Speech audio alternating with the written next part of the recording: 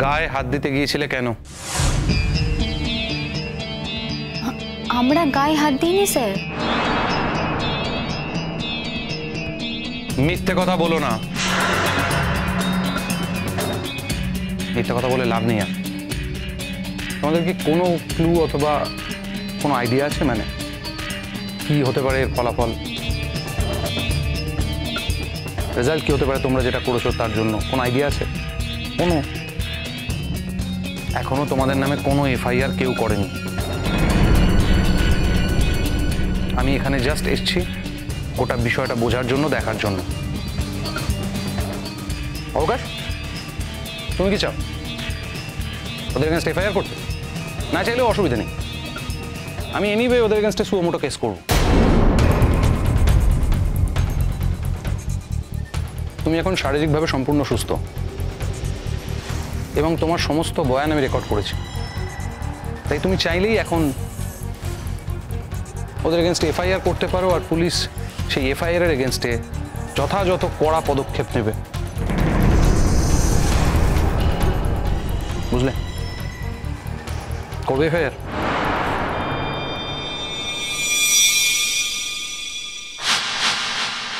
আমি এফআইআর করতে চাই না স্যার।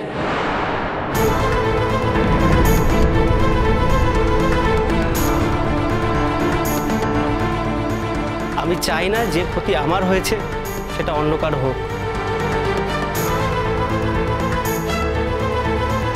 সেটা এই জন্য নয় যে এখানে কলেজ কর্তৃপক্ষের মেয়েরা জড়িত রয়েছে। আমি এই কলেজেই পড়ব, হয়তো কলেজ কর্তৃপক্ষের বিষ নজরেও পড়ব। এই জন্যেও নয়, আমি এই জন্যই চাই না যে যে ক্ষতি আমার হয়েছে, যার জন্য আমার বাবা মা কষ্ট পেয়েছে, শাস্তি পেয়েছে, আমি অন্য কারো বাবা মাকে সেই কষ্ট দিতে চাই না স্যার। আমার শুধু একটাই দাবি, এই ঘটনা যেন ভবিষ্যতে কারোর সাথে কখনো না ঘটে।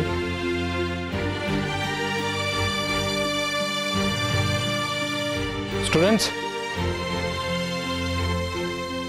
তোমরা কিছু বলতে চাও?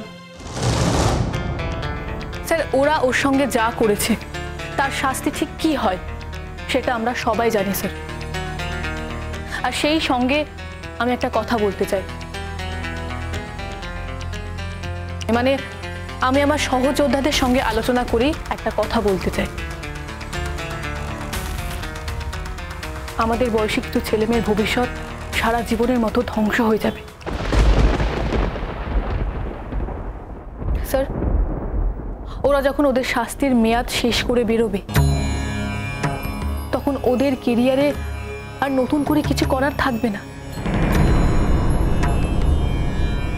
সব থেকে বড় কথা, ওদের সমাজ অ্যাকসেপ্ট করবে না। আর তার থেকেও বড় কথা,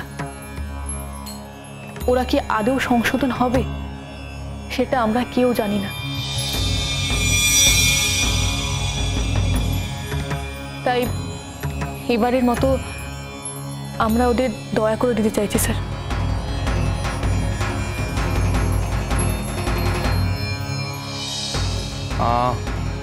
ভালো কথা, কিন্তু আমার জানা প্রয়োজন যে এক্স্যাক্টলি তোমরা কি চাইছো। স্যার, আমি আমার বন্ধুদের সঙ্গে আলোচনা করে একটা সিদ্ধান্তে এসেছি। ওদের জেলে হাজতে পাঠিয়ে যে ক্ষতিটা হবে সে ক্ষতিটা আমরা ওদের করব না।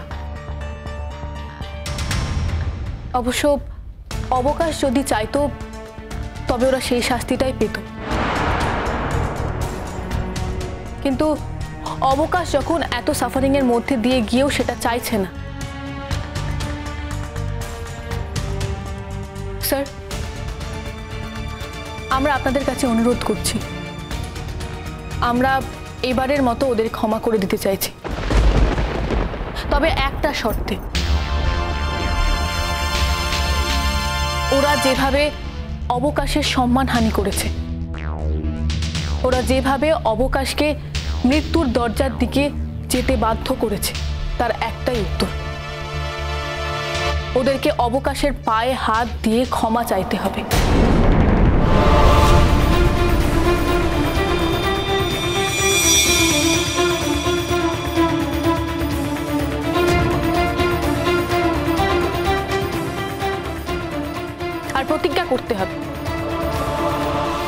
ভবিষ্যতে যেন ওরা এরকম ঘটনা কখনো না ঘটায়। না, আমি ঠিক বুঝতে পারলাম না। অবকাশ তো ওদের থেকে জুনিয়র, পায়ে হাত দিয়ে ক্ষমা কেন চাইবে? না মানে কেন, মানে পায়ে হাত দিয়ে ক্ষমা চাইলে কি ক্ষমার মাপটা বেড়ে যাবে নাকি? আপনি একজন শিক্ষক, যে মুভমেন্টে আপনার সবার প্রথমে থাকার কথা ছিল সেখানে আপনি কোথাও ছিলেন না। এই ঘটনায় আপনাকে একবারের জন্য দেখা যায়নি ম্যাম। আর আপনি প্লিজ এখন নতুন করে সিনিয়র জুনিয়র করবেন না। সিনিয়র যদি সিনিয়রের মতো আচরণ না করে তাহলে আমরা তাদের সিনিয়র বলে ধরি না। আর ওরা সিনিয়র কেন, মানুষের মতোই আচরণ করেনি কখনো। স্যার, ওরা যদি আপনাদের লিখিত জানায় যে এরকম কাজ ওরা আর কখনো করবে না, তাহলে ওদের বয়সের স্বার্থে, ওদের কেরিয়ারের স্বার্থে আমরা এবারের মতো ওদের ক্ষমা করে দিতে পারি। এবার কিন্তু বাড়াবাড়ি হচ্ছে। ওরা পায়ে ধরে ক্ষমা চাইতে যাবে কেন? হ্যাঁ, এই আপনাদের কথা বলার প্রয়োজন নেই, বুঝলেন?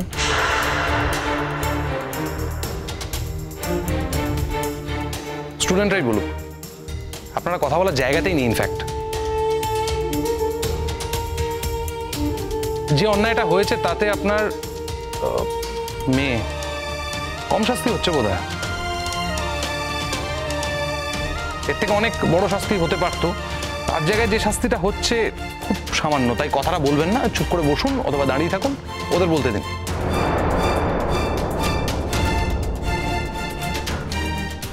না না, পায়ে হাত দিয়ে ক্ষমা চাওয়ার কোনো দরকার নেই। ওদের আমি দাদা বলে ডেকেছি, দিদি বলে ডেকেছি, এসবের কোনো দরকার নেই। 100 বার প্রয়োজন আছে। অবকাশ, তুমি আর একটা কথাও বলবে না। আমরা তোমার হয়ে অনেক লড়াই করেছি, তাই তোমাকেও এখন আমাদের দাবি মানতে হবে। ময়ূরী, যাও, যা বলা হয়েছে তাই করো। গো। আমি একটা কথা বলি, শোনো, আপনারাও শুনুন। স্টুডেন্টদের দাবি আমরা অগ্রাহ্য করতে পারবো না। যে অপরাধটা হয়েছে সেটা বেশ গুরুতর। এখন স্টুডেন্টরা একটা দাবি তুলেছে, সেই দাবিটা মেনে নিলে ভালো, নইলে আমাদের কেসটাকে নিজের মতো হ্যান্ডেল করতে হবে। এই বিষয়টা নিয়ে আলোচনা হওয়ার কথা নয়, আইনের পথে কাজ করার কথা। কিন্তু তা সত্ত্বেও এই বিষয়টা নিয়ে আলোচনা করছি তার একটাই কারণ, মানবিক দিকটার কথা ভেবে। কিন্তু যদি স্টুডেন্ট কিংবা স্টুডেন্টদের মধ্যে কেউ মানবিক দিকের কথা না ভেবে অমানবিক আচরণ করে কিংবা অমানবিক ভাবভঙ্গি দেখায়, তাহলে আমাকেও বোধহয় অমানবিক হতে হবে। আইনকে আইনের পথে কাজ করাতে হবে।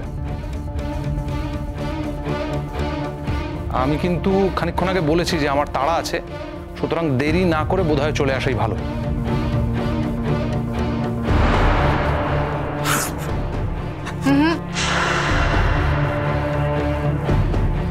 হাতে নয়, পায়ে।